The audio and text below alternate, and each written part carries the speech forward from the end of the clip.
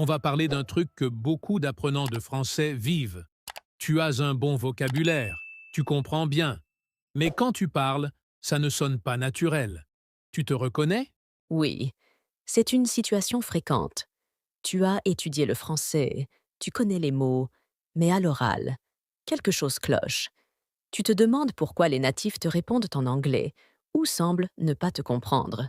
Dans cet épisode, on va explorer les raisons pour lesquelles ton français peut sembler trop scolaire ou rigide, et surtout, comment y remédier pour parler de manière plus fluide et naturelle. Tu sais ce que je remarque souvent chez les apprenants? Ils ont un super vocabulaire. Ils connaissent des temps de conjugaison que même les natifs utilisent rarement. Mais dès qu'ils ouvrent la bouche, on sent que c'est scolaire, trop propre, trop bien articulé. Et du coup, même si tout est correct, bah, ça sonne pas naturel. Par exemple, tu vas entendre «je ne sais pas». Très bien grammaticalement, mais dans la vraie vie, les Français disent «j'pas» ou «je sais pas». Et c'est là que la différence se joue. C'est pas une question de niveau, c'est une question de rythme et de ton. Grave. Et ce n'est pas seulement une question de contraction. C'est tout un style. Imagine, t'es à une soirée, un pote te propose un plan et tu lui réponds. Je suis désolé. Je ne peux pas venir car j'ai déjà un engagement. Franchement, ça fait bizarre. On dirait une rédaction. Alors que dans la vraie vie, tu dirais plutôt désolé, je peux pas, j'ai déjà un truc. Et là, tu passes tout de suite pour quelqu'un de naturel, de fluide. C'est ça qu'on veut t'apprendre aujourd'hui. Comment dire les choses, pas juste quoi dire. Oui, parce qu'on veut pas que tu sois juste correct, on veut que tu sois crédible. Et pour ça, il faut que tu connaisses les codes. Les Français n'aiment pas trop quand c'est trop formel dans une conversation informelle. Ça crée une distance. Donc, si tu veux que les gens se sentent à l'aise avec toi, faut parler comme eux. Et ça, tu l'apprends pas dans les livres. Tu l'apprends en écoutant des vraies conversations, des séries, des podcasts comme celui-ci. Exactement. Alors si tu veux progresser, commence à repérer ces petites phrases du quotidien. Par exemple, je peux pas, au lieu de je ne peux pas. T'as vu? Au lieu de tu as vu? On y va? Au lieu de allons-y. Ce sont des détails, mais cumulés, ils font toute la différence. Et surtout, ça te rend plus vrai. Donc, retiens bien ça.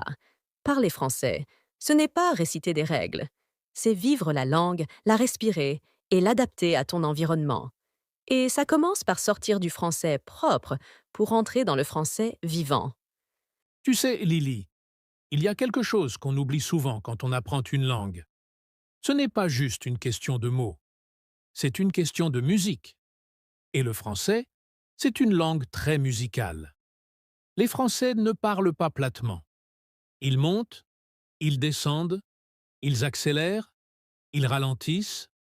Il y a tout un rythme dans la manière de parler. Exactement. Et c'est là que beaucoup de gens se font griller sans même s'en rendre compte. Ils ont le bon mot, la bonne grammaire, mais ils le disent. Tout doucement, tout droit, sans relief. Ça sonne scolaire, ou alors trop hésitant.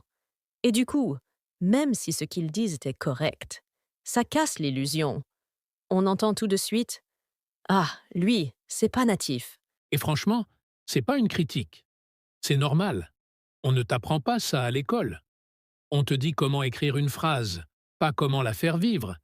Mais dans une vraie conversation, c'est l'intonation qui donne le ton.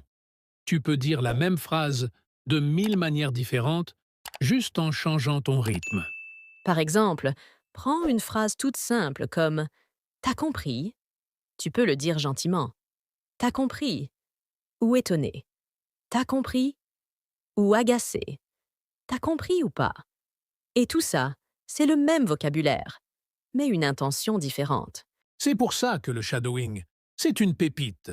Tu écoutes un natif, tu le mets sur pause et tu répètes exactement comme lui.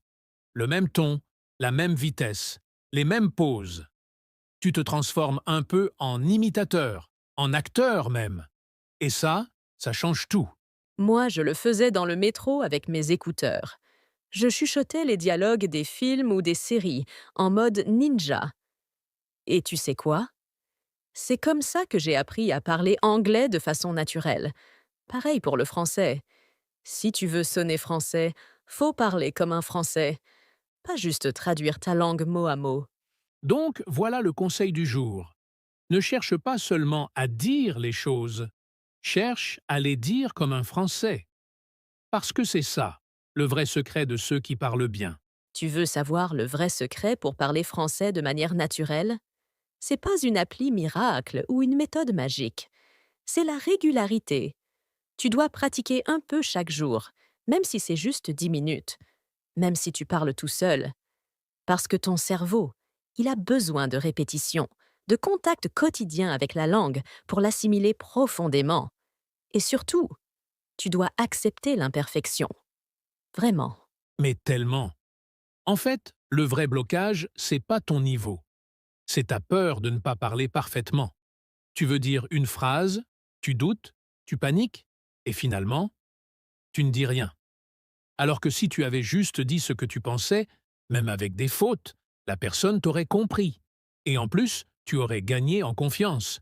Donc, arrête de viser la perfection. Vise la progression. C'est ça, la clé. Et puis, tu peux pratiquer partout. T'es dans le bus? Essaie de décrire ce que tu vois en français. T'es à la maison? Parle à voix haute en préparant ton café. Alors, je prends ma tasse, je verse le lait, je remue. Tu fais ça 5 minutes par jour. Et ton cerveau s'habitue à produire du français sans stress. C'est ce qu'on appelle de la production active. Et c'est 1000 fois plus efficace que juste regarder des vidéos passivement. Et surtout, trouve des occasions réelles de parler. Il y a plein de groupes d'échanges linguistiques en ligne. Tu peux même rejoindre un groupe sur Discord ou faire des tandems.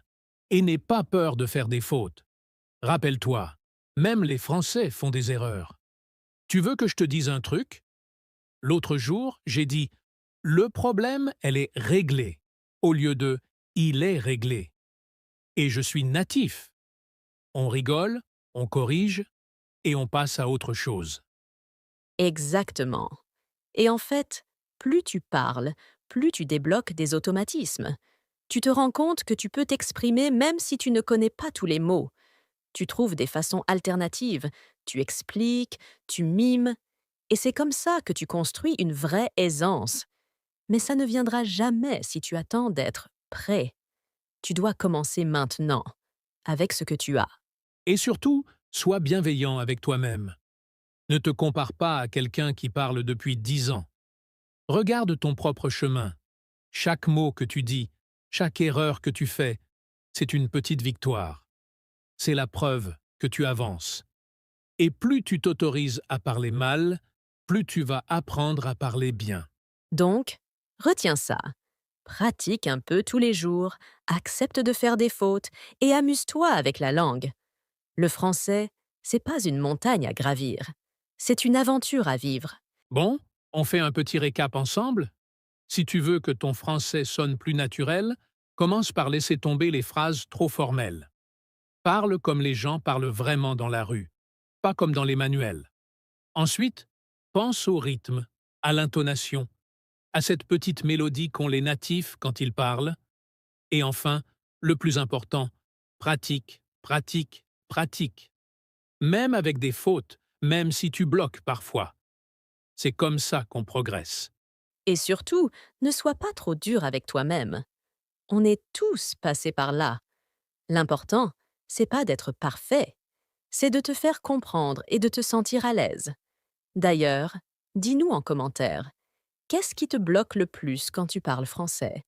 Est-ce que c'est le stress, le manque de vocabulaire, la peur de l'accent? On veut tout savoir.